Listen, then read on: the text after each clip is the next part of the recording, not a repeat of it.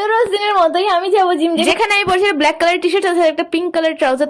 তো পরে নিয়েছি আমি, তারপরে একটু স্টাইল মেরে ক্যামেরার সামনে আমি চলে এসেছি জিমে। প্রথমে করে নেবো ভালো করে ওয়ার্ম আপ, কারণ আজকে হচ্ছে লেগ ডে, তাই ভালো করে ওয়ার্ম আপ করাটা জরুরি। তো ভালোভাবে ওয়ার্ম আপ করছি, দেখতেই পাচ্ছ কি কি ওয়ার্ম আপ করছি। তোমরা এই ওয়ার্ম আপ গুলো করতে পারো লেগ ডে তে। তো প্রথমেই আমি মারবো স্কোয়াট। দেখো ফার্স্টে আমি ওয়ার্ম আপ করেছি, দেন আমি এখানে কম ওয়েটে মেরেছি, তারপর 75 কেজি মারছি। এখানে আমি 75 কেজি 5টা রেপ বার করানোর চেষ্টা করব।